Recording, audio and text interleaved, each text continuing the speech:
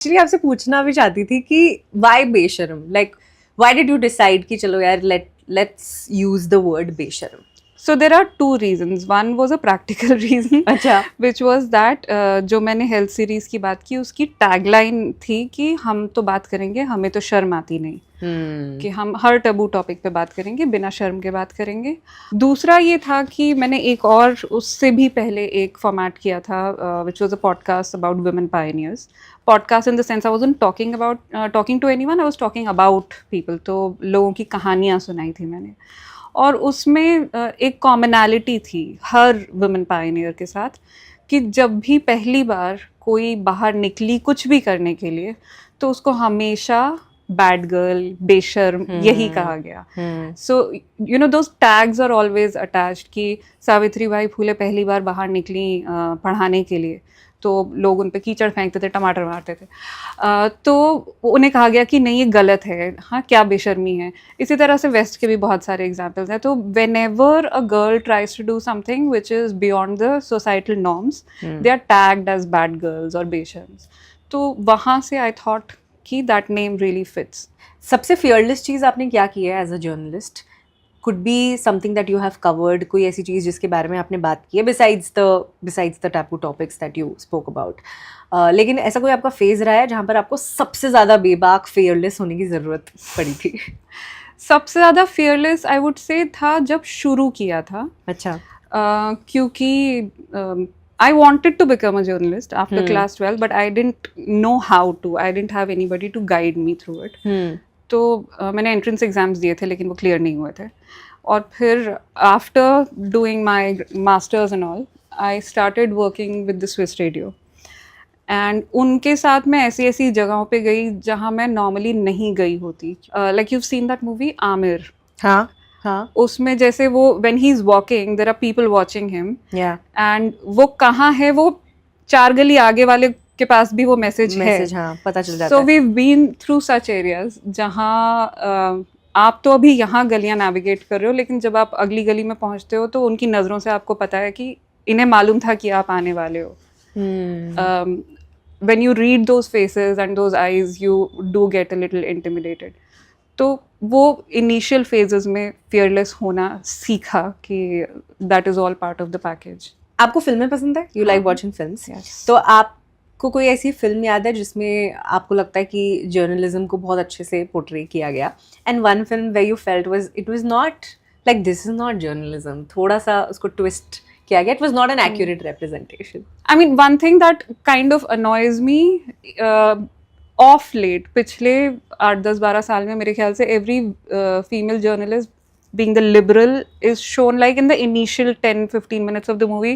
She is the one who's sleeping around with men, right? I think the initial shots ही यही होते हैं ना कि बिस्तर से उठी and starts smoking, has a drink and then goes to the studio. नहीं भाई, स्टूडियो जाने से पहले हम लोगों को रिसर्च करना होता है, हम लोगों को स्टैटिस्टिक्स देखना होता है, प्रेप करनी होती है यार. एग्जैक्टली. बड़ा ही स्टीरियोटिपिकल सा हो गया है कि वो जर्नलिस्ट है तो वो सिगरेट पीती होगी, वो लिबरल होगी, वो सो मैं अगर आपसे पूछूं कोई 3 नाम 3 फीमेल जर्नलिस्ट्स, चाहे वो अभी हो या कभी भी, जिन्होंने आपको बहुत इंस्पायर किया. Growing up I used to watch Nidhi Razdan a lot. उनका एक शो आता था left right and centre. I remember I used to watch that a lot because she had a very nice tone. Okay. सामने वाला कुछ बोल रहा है तो वो कभी, मैंने उन्हें चीखते हुए नहीं देखा. That was her personality. That was one. 2, if you go really back, Doordarshan के टाइम पे एक आती थी, उनका नाम था Meenu, if I am not wrong. Okay. She was doing English. मतलब मुझे याद है उस टाइम के सारे journalist. Was one, I am forgetting her name, Salma something. She always had a गुलाब का फूल हियर. ओके. एंड इंग्लिश में Meenu was there. And the pace that you need while reading news, I think वहाँ से आप उन रिकॉर्ड्स को निकाल के अभी भी सीख सकते हो. एक सेगमेंट जो कुछ बहुत इंटरेस्टिंग सवाल मुझे आपसे पूछने हैं. These are few hot takes. Actually, let's call it बेबाक takes. Why not? AI will replace journalists. AI will not completely replace journalists. AI as assistant तो already काम करने लगा है. I know when you say journalist, you mean news anchors, और वो भी दिखने लगा है कि वहाँ पर एक AI generated हाँ, वो face तो हो ही है. रहा है, हाँ. तो वो सब चीज़ें obviously हो जाएंगी.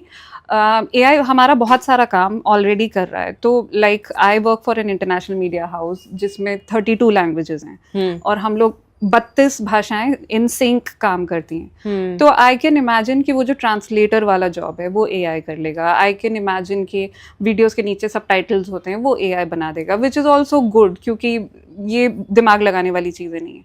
लेकिन कहीं जाकर रिपोर्टिंग करना वो AI आई डोंट थिंक कि अभी करने वाला है. And main editorial decisions and for a long time they are going to still stick to humans. Next one. Gen Zs are more vocal about mental health than millennials. Do you agree? Well, I thought Gen Zs are more vocal. मैं अभी पिछला एक हफ्ता बहुत सारे campuses में थी और मैंने Gen Zs से बात की, तो मुझे ऐसे लगा कि यूथ वोकल होता है चीज़ों को लेके. तो मैं जब उनसे बात कर रही थी, मैं अपना कॉलेज टाइम याद कर रही थी, तो मुझे ऐसा नहीं लगा कि हम लोग बहुत चुप थे. ऑन द कॉन्ट्ररी मुझे ये लगा कि इनके पास आउटलेट जो है ना वो फोन है, वो सोशल मीडिया है. सो when we say they are vocal on their phones. We were vocal not on social media platform because we did not have them at that time. Orkut वगैरह शुरुआत थी, लेकिन conversations हो रहे थे यूनिवर्सिटीज़ वगैरह में. तो ऐसा मुझे मतलब आई थिंक मेरे लिए ये थोड़ा एनलाइटनिंग और मिथ बर्स्टिंग जैसा था कि ऐसा नहीं है कि जेन ज़ी अलग बातें कर रहे हैं, हम भी वो बातें कर रहे थे. इनफैक्ट हम लोगों ने वो डिस्कोर्स शुरू किया क्योंकि बूमर्स बहुत हश हश टाइप के थे. मिलेनियल्स ने बातें करना शुरू किया and Gen Z has picked up from there and they are talking more on social media. Fair. Okay. Next, ये आजकल बहुत बोलते हैं लोग कि एलुमनीज रिवर्स डाउरी. मैं आपको इसका एक सॉल्यूशन देती हूँ. हाँ. आई थिंक अगर वो कर लिया जाए तो उसके बाद we can just get done with this कि ख़त्म कर दो alimony. Every woman should be financially independent. तो आप शुरू से सारी अपनी बेटियों को just make sure that they earn as well as you want your sons to earn. तो अगर वो उतनी फाइनेंशियली इंडिपेंडेंट है, I don't think any financially independent woman wants कि मुझे अब मैं तलाक ले लूँगी या मुझे पैसे चाहिए. It doesn't work like that. उसकी ज़रूरत इसलिए होती है क्योंकि that woman she doesn't have enough means, right. और अगर उसे बच्चों को पालना है एंड उसके पास और कोई ज़रिया नहीं है, तो ऐसा नहीं है कि this is the way women want to earn money. या मतलब हाँ, लाइक गोल्ड डिगर जो वर्ड यूज किया जाता है कि actually it's, let me be honest, it's stupid to compare alimony with dowry, right. क्योंकि डाउरी एक पेट्रियार्कल प्रैक्टिस है, सालों से प्रैक्टिस की जा रही है and it is illegal. And alimony एक लीगल कॉम्पेंसेशन है for. Also, I think there is a myth that people have कि alimony is something that only women can take. That's not true. Exactly. Even men can get alimony. It depends on who is earning more. वो दो लोगों में से ज़्यादा कौन कमा रहा है, कौन किस पर डिपेंडेंट है, कितने सारे फैक्टर्स होते हैं. True. आपने कभी किसी को नहीं देखा होगा कि डाउरी या एलिमनी नहीं देने के लिए किसी को मारा है और somebody has been killed. But even today, as like recent cases भी कितने आए हैं where women have been killed for dowry harassment cases. तो मेरे हिसाब से तो to put this on the same platform is only stupidity. और मैं तो पर्सनली कभी किसी से नहीं मिली हूँ जिसकी लाइफ का गोल हो कि मैं एलिमनी लेके जिंदगी भर ऐश करूंगी. बिल्कुल. I've never heard of that. ऐसा नहीं है कि कोई ये प्लान कर रहा है अपनी लाइफ के लिए कि एक अमीर हस्बैंड ढूंढेंगे और फिर डिवोर्स लेंगे और फिर एलिमनी लेने लगेंगे. It doesn't work like that. एकदम मजेदार लाइफ. करेक्ट. ओके. नेक्स्ट, ये मुझे बहुत फनी लगता है. Men age like wine and women age like milk. मैंने भी आज ही सुना है. वाइन वाला मुझे पता था. हाँ. उफ. सो कमिंग फ्रॉम जर्नलिज्म, मैंने नहीं देखा है अभी तक किसी मेल जर्नलिस्ट के बारे में लोगों को ऐसे कहते हुए कि वो तो बूढ़ा हो गया है. मेल जर्नलिस्ट जब उनके बाल सफ़ेद होने लगते हैं, they look experienced. right? You start trusting them more. Female journalists, when they start aging, तो उनका तो करियर अभी ख़त्म हो गया ना. I get these comments कि अरे अब आप वैसी नहीं दिखती जैसे 10 साल पहले दिखती थी. अरे Obviously, right? आप भी नहीं दिखते हो वैसे तो. Exactly. आप बेटर दिखते थे. हाँ, तो 10 साल पहले जैसा इंसान कैसे दिख सकता है? बिल्कुल. और this I have really seen, at least in our profession, कि men never get this कि आज आपके कपड़े सही नहीं लग रहे थे. When men talk, people listen to the content. When women talk, people first see कि लग कैसी रही है या क्या पहना है, ज्वेलरी क्या है, content बाद में आता है, which is very unfair. Absolutely. On the face कभी आपसे किसी ने कहा है ये? नहीं, इतनी हिम्मत तो नहीं होगी किसी की. कमेंट्स में आता है. हाँ. ऑन द फेस तो किसी ने नहीं कहा है. एंड उन कमेंट्स के साथ इन्वॉल्व होने की ज़रूरत नहीं होती है. मेरा बस ये लिखने का मन करता है कि भैया सुन लो, आंखें बंद करके मत देखो. क्योंकि सुनोगे तब भी बहुत सारा कुछ पता चलेगा. And also one thing I have noticed recently is कि people also overanalyze what you say as a woman. Yeah.